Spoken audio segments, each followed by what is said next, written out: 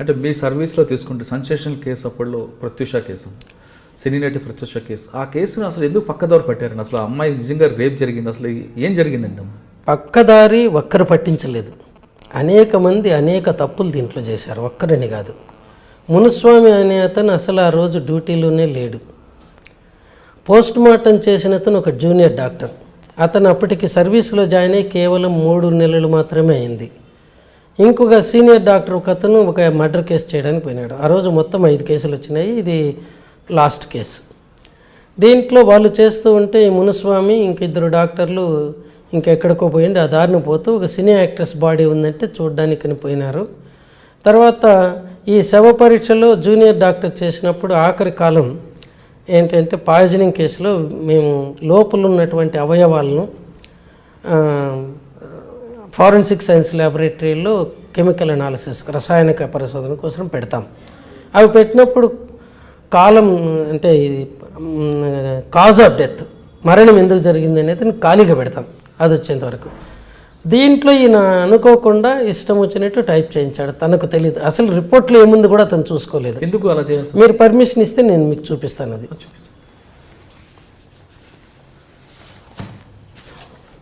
అంటే అతనికి ఎందుకు అనేది ఏం లేదండి, తనకు సబ్జెక్ట్ మీద పటుత్వం లేదు. అంటే అప్పుడు తర్వాత ఇవి చదువుకోవటం కూడా రాదు, దీంట్లో ఏముంది కూడా చూసుకోలేదు. ఈ రిపోర్ట్లో రిపోర్ట్లో వాళ్ళు ఇచ్చింది ఈ కాలం ఖాళీగా పెట్టారు. ఈ ఖాళీగా పెట్టిన కాలాన్ని ప్రెజర్ ఓవర్ ద నెక్, మెడ పిసికారు. యాస్ఫిక్సియా డ్యూ టు మాన్యువల్ స్ట్రాంగులేషన్, గొంతు పిసికి చంపారు, అది దాని అర్థం. However విజరా preserved for chemical analysis to detect poison if any. అయితే లోపల ఆర్గాన్స్, బాడీ శవ ఆర్గాన్స్ రసాయనిక పరిశీలన కోసం పెట్టాము. Semen collected from vagina for grouping and DNA finger printing అని రాశాడు. అక్కడ ఉండేది సెమెన్ వెజైనల్ సెక్రెషన్స్ అని ఎవరు చెప్పలేరు, అది ల్యాబొరేటరీలో పరిశోధన చేస్తే కానీ చెప్పలేరు. అటువంటిది ఇది రాశాడు ఈయన. ఇక్కడ ఒకరికంటే ఎక్కువ మంది ఆమె మీద అత్యాచారం జరిపినట్టుగా వచ్చింది. ఇక్కడ జెనిటల్ ఆర్గాన్స్కు ఎదురుగుండా uterus normal in size, empty, ovaries normal, nothing particular అని రాశారు. సో ఈ శవ పరీక్ష నివేదికలో ఎక్కడ కానీ ఆమె మీద మానభంగం జరిగినట్టు లేదు. కానీ ఆ ఒంటి మీద గాయాలు ఉన్నాయని, ఈ గాయాలన్నీ కూడా ఈ వీళ్ళు చేసినటువంటి థెరపటిక్ ఇంజరీస్ అని అంటారు. ఒక చిన్న గాయం ఇక్కడ ఉంటుంది, అది కూడా నేను చూపిస్తాను కావాలంటే. ఈ దీంట్లోనే ఉన్నాయి ఫోటోలో. ఈ గాయం ఇక్కడ ఉండేది అది ఏంటంటే ముక్కు నుంచి ఒక ట్యూబు మన పొట్టలోకి పెడతారు జీర్ణాశయంలోకి, ఏదన్నా యాస్పిరేట్ చేయడానికి కానీ లేకపోతే మందులు పోయడానికి కానీ. అది ఇక్కడ పెట్టినప్పుడు అది ఒక స్థలంలో ఉండాలని చెప్పి దాన్ని ఇట్లా ప్లాస్టర్ వేస్తాం. ఆ ప్లాస్టర్ తీస్తే ఎర్రగా అనిపిస్తుంది మనకు కూడా ఎక్కడన్నా. ఆ ఎరుపుదనాన్ని ఈ జూనియర్ డాక్టర్ రాసినప్పుడు ఏమి రాయాలో కూడా ఆయనకు తెలియకుండా 1.5 × 2.5 సెంటీమీటర్స్ అబ్రేజన్ అని రాసినాడు. అబ్రేజన్ అంటే స్కిన్, చర్మ పైపర్ గోక్కుపోవటం, కేవలం రెడ్గా ఉండేదాన్ని.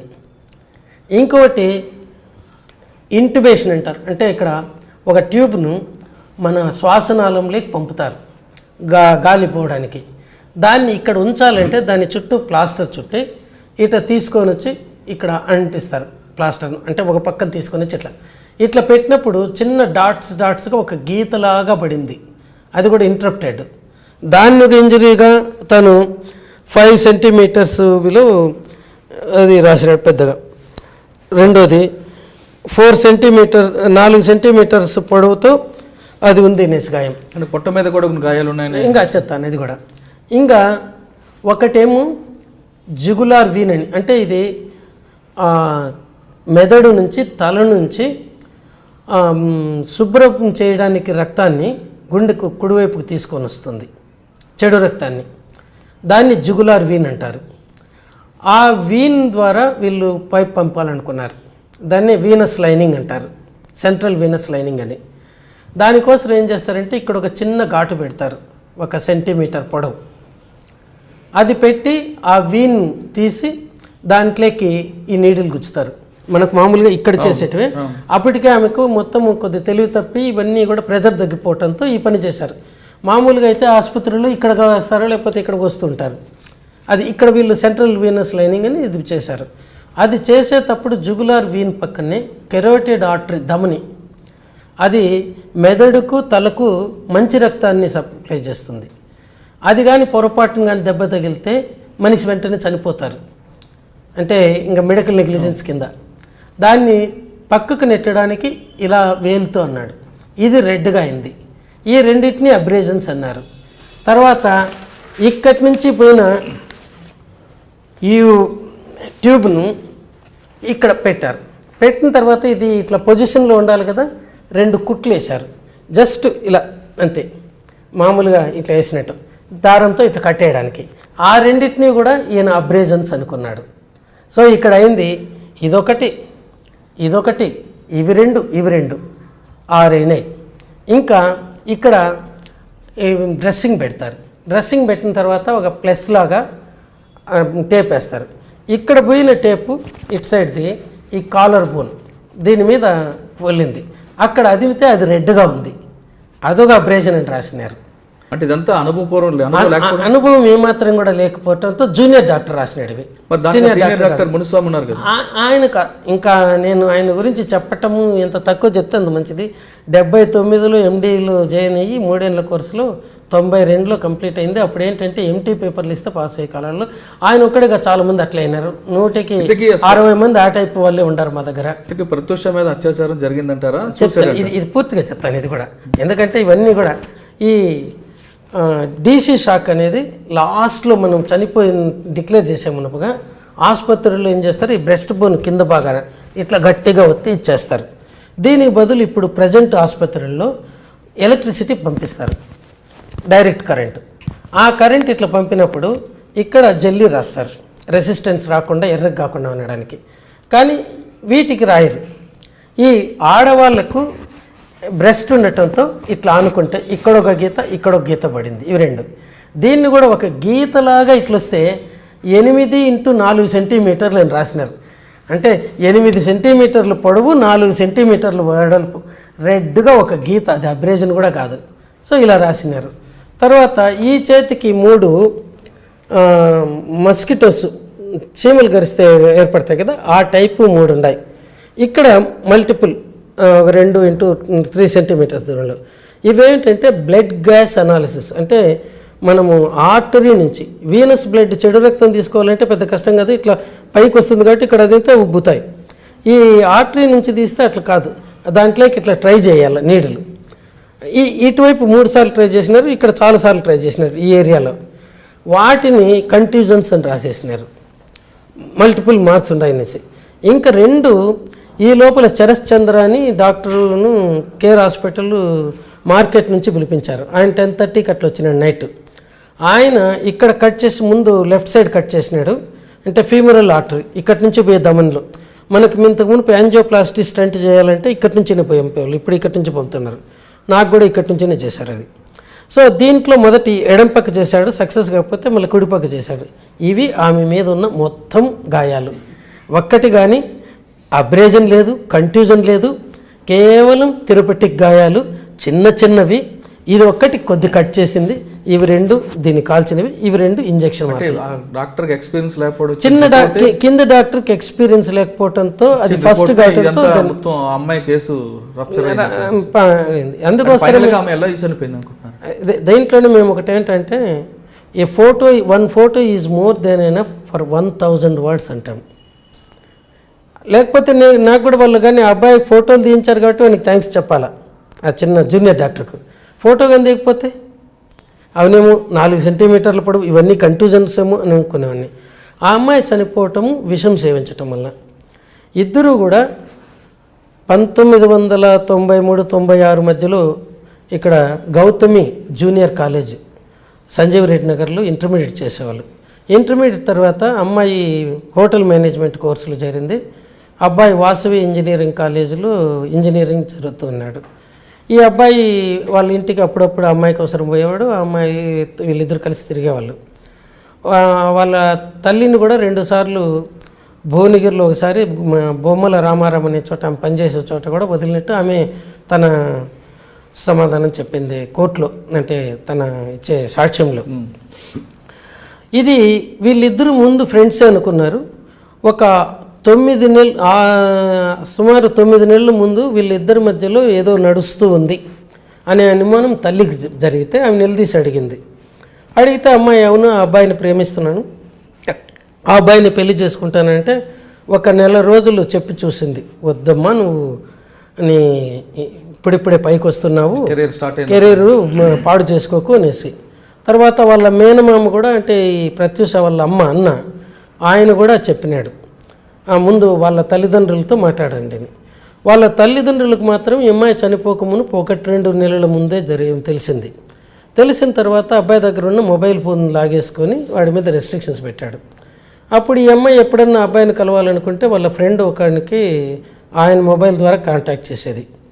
అట్లే సిద్ధార్థ్ కావాలనుకుంటే ఫ్రెండ్ దగ్గరికి ట్యూషన్ అనేది కంబైన్డ్ స్టడీకి పోతున్నాను ఇట్లా. ఈ క్రమంలో ఈ సిద్ధార్థ్ ఇంట్లో గొడవ ఎక్కువైతా ఉంది రోజు రోజుకు.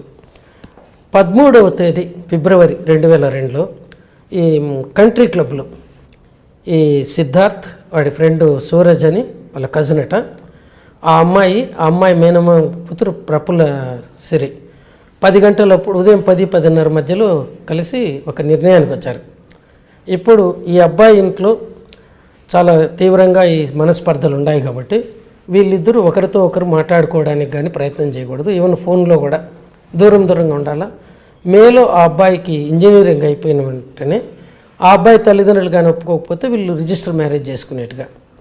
తర్వాత 14వ తేదీ ఫిబ్రవరి ఆ రోజు ఈ అమ్మాయి చాలా ఆశగా చూసింది అబ్బాయి నుంచి ఫోన్ కాల్ కోసరం. అదే సమయంలో అబ్బాయి చుట్టూ చాలా గట్టి కాపలా పెట్టారు. సో ఆ అమ్మాయి కొద్ది డిప్రెషన్ లేకపోయింది ఆ రోజు ఫోన్ రాకపోతే. మళ్ళీ 23వ తేదీ అది శనివారం, అదే ఫిబ్రవరి నెలలో 2002 9 గంటల ప్రాంతంలో అబ్బాయి ఫోన్ చేసి మా ఇంట్లో ఎవరు ఒప్పుకోవటం లేదు, మా అమ్మ ససేమరు ఒప్పుకోవటం లేదు, మనం కానీ పెళ్లి చేసుకుంటే ఇంటిళ్ళ పాయిజన్ తీసుకొని చనిపోతామంటున్నారు నిందట. దాంతో ఈ అమ్మాయి అర్ధగంట సేపు వాడి మీద ఫోన్లోనే ఎగిరిందట, గట్టిగా మాట్లాడుతూ ఉన్నింది. మాట్లాడుతూ ఉంటే తల్లి అడిగితే ఏంటంటే ఇదట వాళ్ళ ఇంట్లో ఒప్పుకోవటం లేదట, అది ఇది అంటే కూల్ డౌన్ కొద్ది టైం ఇవ్వు వాళ్ళు కూడా సర్దుకోవడానికి, ఇప్పుడిప్పుడే కదా తెలిసింది నీ తల్లి చెప్పింది. ఆ తర్వాత సాయంకాలము 4 గంటల ప్రాంతంలో హెయిర్ డ్రెస్సింగ్కి పోతానని ఇక్కడ ferry beauty parlour Rajiv Gandhi సర్కిల్కి వచ్చింది. వీళ్ళు ఉండేదేమో తార్నాకాలో. ఆ మరుసటి రోజు ఆదివారం రోజు ఈమె బెంగళూరు పోవాల్సి ఉన్నింది ఒక సినిమా షూటింగ్ కోసం. అది ఫస్ట్ సినిమా ఆఫర్ అట కన్నడ మూవీలో. దానికి పోవాలనేసి అక్కడి నుంచి ఇదే పనికి ఇక్కడికి వచ్చిన తర్వాత సిద్ధార్థ్ ఫ్రెండ్ ఫోన్ చేసి సిద్ధార్థ్ని చెప్పండి మేము ఇక్కడ ఉన్నామనేసి ఈమె ఇది వచ్చేప్పటికి మళ్ళీ డ్రెస్సింగ్ ఉంటే ఈ లోపల 5:30కి ఆ అబ్బాయి వచ్చినాడు కారుతో. ఆ హార్న్ విని ప్రఫుల్ల సిరి కిందికి దిగొచ్చింది. ఈ అమ్మాయికి 6 గంటల ప్రాంతంలో ఈ హెయిర్ డ్రెస్సింగ్ అయిపోతే దిగొస్తే ఆ అబ్బాయిని చూస్తామనంటే ఈ అమ్మాయి ఏడవటం మొదలుపెట్టింది. అమ్మాయిని చూసి అబ్బాయి ఏడవటం మొదలుపెట్టారు రోడ్డు మీద.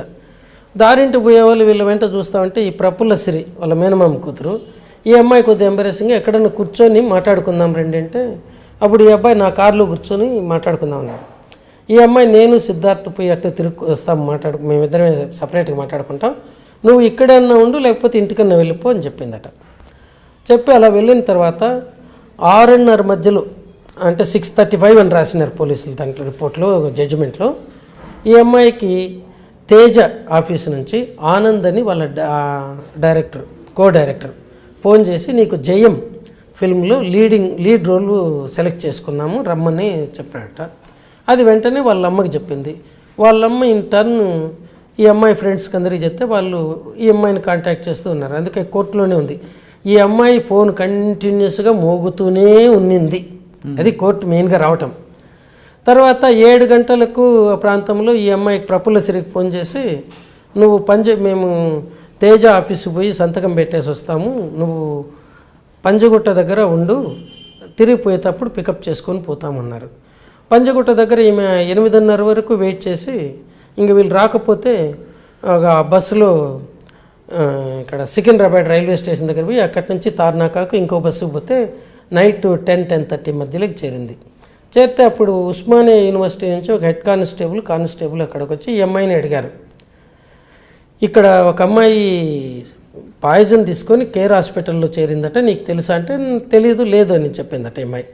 తర్వాత వీళ్ళ అత్తకు ఫోన్ చేసింది నిజమేనా అనేసి, అవును ఇక్కడ కేర్ హాస్పిటల్లో బంజారాలో చేరింది అమ్మాయి అంటే. ఇది ఈ విషయం ఇక్కడ అంటే ఉస్మానియా యూనివర్సిటీ పోలీసులకు ఇద్దరు పోయి కూడా వాళ్ళు ఇది ఈ విషయం పక్కదారిని పడతామంటే మాకు ఇన్ఫర్మేషన్ ఇచ్చినారని కూడా చెప్పలేదు.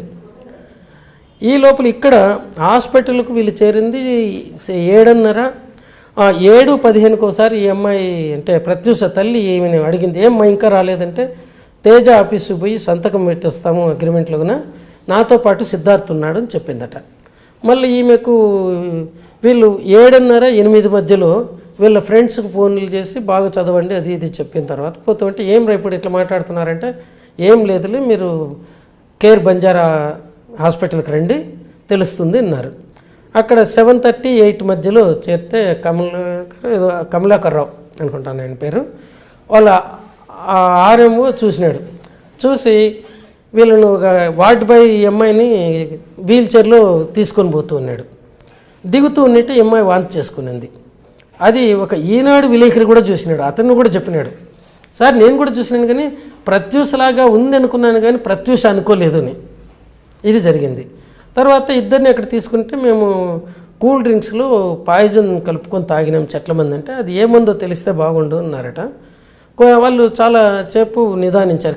కేర్ హాస్పిటల్ చేసిన తప్పు ఏంటంటే ఇటువంటి కేసుల్లో ఇమీడియట్గా ఒక్క క్షణం కూడా వేస్ట్ చేయకుండా తీసుకొని స్టమక్ వాష్ చేసేయాల. దీంట్లో వీళ్ళని అసలు చేర్చుకునేదా లేదా ఈ డైలమాలో పడ్డారు. ఎందుకంటే అంతవరకు వాళ్ళు పాయిజనింగ్ కేసు ట్రీట్మెంట్ ఇవ్వలేదు, ఎలా చేయాలో ఏం పాయిజనో చెప్పటం లేదు, ఏదో కూల్ డ్రింక్లు కలుపుకున్నామని. మళ్ళీ ఆఖరికి 8 గంటలకు చేర్చుకున్నారు. 8 నుంచి 8:20 మధ్యలో 3 పోలీస్ స్టేషన్లకు ఫోన్ చేసినారు. మొదట బంజారా హిల్స్ పోలీస్ స్టేషన్కి ఫోన్ చేసినారు. చేస్తే వాళ్ళు మీ ఆసుపత్రి పంజగుట్ట పోలీస్ స్టేషన్ పరిధిలో ఉంది, వాళ్ళని కాంటాక్ట్ చేయమన్నారు. పంజగుట్టకు చేస్తే మీరు ఉస్మానియా యూనివర్సిటీ కాంటాక్ట్ చేయమన్నారు ఈ అమ్మాయిని గురించి. ఉస్మానియా యూనివర్సిటీకి చేస్తే మీరు చెప్తా ఉండేది బార్డర్ ఏరియా, అది ఉప్పల్ కింద వస్తుందో తార్నాక ఉస్మానియాకి వస్తుందో తేల్చుకొని వాళ్ళకి చేయండి అన్నారు. అది వాళ్ళు స్పందించిన విధానం ఇక్కడ పోలీసుల గురించి చెప్పాలంటే. తర్వాత 10:30కి వీళ్ళు పోయినారు తీసుకుని కూడా. నైట్ 2 గంటలప్పుడు ఒక కార్ డ్రైవర్ను సుమో మోటార్తో ఈ 3 పోలీస్ స్టేషన్లకు అడ్రస్ చేసిన ఇంటిమేషన్స్ ఎమ్మెల్సీ ఇంటిమేషన్స్ పంపినారు. బంజారా హిల్స్ వాళ్ళేమో అబ్బాయి తీసుకొని ఏఎస్ఐ వచ్చి అమ్మాయి మాట్లాడేట్టుగా లేదు, అబ్బాయి అంతవరకు ట్రీట్మెంట్ స్టార్ట్ అయిందా? ట్రీట్మెంట్ జరుగుతూనే ఉంది. అంటే ఇక్కడ ఒకటి అంటే పోలీసులది కూడా ఒకటి కవర్ కావాలి కదా, ఎంత నిర్లక్ష్యం అంటే ఇంత ఇష్యూ కావడానికి ఏంటనేది. ఇక్కడ పోతే వాళ్ళు బంజారా హిల్స్ అబ్బాయిది చూసి నోట్లోన ముక్కులోన గొట్టాలు ఉన్నాయి, మాట్లాడే పరిస్థితుల్లో లేడు అని రాసుకొని పోయినాడు. అమ్మాయి కూడా పక్కన ఉందంటే వాళ్ళని తిట్టుకున్నారట, మన ఇద్దరు పాడు చేస్తారనేసి. తర్వాత పంజగుట్ట వాళ్ళు ఇద్దరు తీసుకోలేదు. ఉస్మానియా యూనివర్సిటీకి పోతే వాళ్ళు తిట్టి పంపినారట, మీకు పని పాట లేదు, మా ఏరియాలో ఎవరు పాయిజన్ తీసుకోలేదని.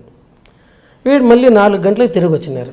మరుసటి రోజు 11 గంటలకు ఈ ఆర్ఎంఓ ఎవరైతే అంత మునుపు రోజు చూసినాడో తనే స్వయంగా సిసిఎస్కు సెంట్రల్ క్రైమ్ స్టేషన్కి పోయినాడు. అక్కడుండి ఆఫీసర్ని కలిసి, సార్ అమ్మాయి కండిషన్ క్రిటికల్గా ఉంది, ఇంతవరకు ఎవ్వరూ రాలేదు ఆ అమ్మాయి గురించి, ఎప్పుడు చనిపోతుందో తెలియదు, అలా క్రిటికల్గా ఉందంటే అక్కడ ఉండే పోలీస్ ఆఫీసరు వాళ్ళు ఎక్కడ పాయిజన్ తీసుకున్నారో తెలుసుకొని ఆ పోలీస్ స్టేషన్కి చెప్పండి అన్నారట. ఇది జరిగింది. ఇంకా ఆయన ఏం చేయాలో తెలియదు. ఈ లోపల ఆయనతో మాట్లాడుతూ ఉన్నప్పుడే ఈ అమ్మాయి చనిపోయిందని ఫోన్ వచ్చింది 11:45కు. అప్పుడు వస్తే ఇంకేముంది, ఆ అమ్మాయికి సంబంధించిన వాళ్ళు ఉస్మానియా యూనివర్సిటీ పోలీస్ స్టేషన్కి పోయి అక్కడ కంప్లైంట్ ఇవ్వనండి, వాళ్ళు వచ్చి బాడీ హ్యాండ్ ఓవర్ చేసుకుంటారని. అంటే వాళ్ళు వచ్చి బాడీ హ్యాండ్ ఓవర్ చేసుకునేంత వరకు ఇక్కడ ఆసుపత్రిలో శవాన్ని పెట్టుకోవాలా, ఇది ఆయన ఇచ్చిండేది. తర్వాత ఈయన ఆర్ఎంఓ మళ్ళీ ఇక్కడికి వచ్చి తల పట్టుకొని విచారంగా కూర్చోంటే అప్పుడు సంగీతారెడ్డిని వాళ్ళ దగ్గర రిసెప్షనిస్ట్గా పనిచేసిపోయింది ఒక అమ్మాయి. వాళ్ళ ఫాదర్ విఠల్ రెడ్డిని డిఎస్పీగా ఉన్నాడు, ఇప్పుడు నోమోర్.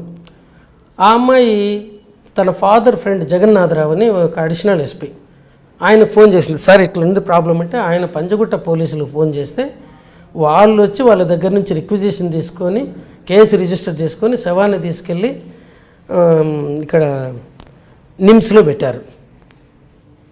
ఇది కేసు దీంట్లో జరిగింది. పోలీసులు దీని గురించే కోర్టు జడ్జిమెంట్లో it is the supine indifferent attitude of the police అన్నారు. ఇది ఇక్కడ జరిగింది.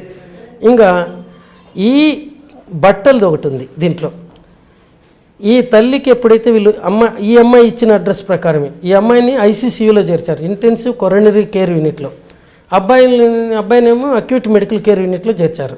మళ్ళీ 10:30 తర్వాత అబ్బాయిని కూడా ఐసీసీయూలోకే చేర్చారు. అంటే ఈ అబ్బాయి పెద్ద గొడవ చేస్తున్నట్టు, నేను నా ఫ్రెండ్ దగ్గరనే ఉండాలనేసి ఇంకా వాడి బాధ తట్టుకోలేక అక్కడికి చేర్చున్నారు.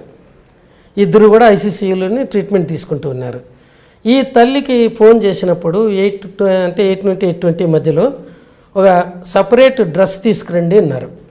ఈ డ్రెస్ కూడా మేము అమ్మాయి దాంట్లో యూరిన్, మూత్రము, తర్వాత ఇవన్నీ పోయింది, కొద్దిగా టైట్గా ఉంటే కట్ చేసి తీసేసాము, మీరు అమ్మాయికి వేయడానికి వేరే డ్రెస్ తీసుకురమని. అది డ్రెస్ విషయంలో. తర్వాత ఈ అమ్మాయి మూర్చలేకపోయిన తర్వాత మళ్ళీ రివైవ్ చేసినారు, ఇవన్నీ ట్రై చేస్తున్నారు. ఈ లోపల వీళ్ళకు ఈ ఆర్టీరియల్ లైనింగ్ ఇవ్వటం రాదు. చరస్ చంద్ర అని ఇంకో డాక్టర్, ఆయన పల్మనాలజిస్ట్, కేర్ హాస్పిటల్ బంజారా ఇది మార్కెట్ దగ్గర ఉంటాడు. అతన్ని పిలిపిస్తే ఈయన ఇది పెట్టాడు. ఇది జరిగింది. మళ్ళీ నెక్స్ట్ డే ఆ అమ్మాయి 11:45 చనిపోయింది. అంటే 14 గంటల 45 నిమిషాలు ఆసుపత్రిలో బ్రతికుంది. ఇవి జరిగింది. ఈ తల్లి కూడా ఒక స్టేట్మెంట్ 13వ తేదీ మార్చి 2002లో మీడియాకి ఇచ్చింది. నేను పోయిన వెంటనే వాళ్ళు నన్ను రానివ్వలేదు, ఒక అర్ధగంట టైం తీసుకొని మళ్ళీ రానిచ్చారు. అప్పుడు నేను వెళ్తే 7 మంది డాక్టర్లు అమ్మాయి చుట్టూ ఉన్నారు.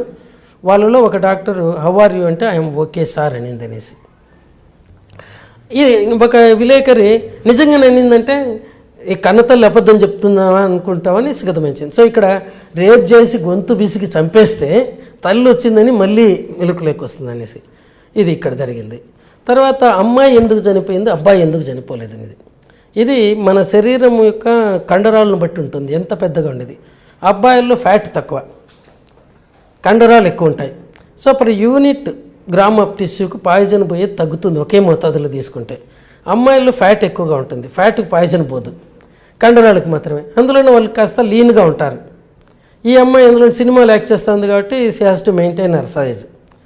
దీనివల్ల ఇక్కడ పోతుంది. తర్వాత నేను అనాలిసిస్లో రిపోర్ట్ వీళ్ళని అడిగిన, నేను కన్వీనర్గా ఉన్నాను కమిటీలో.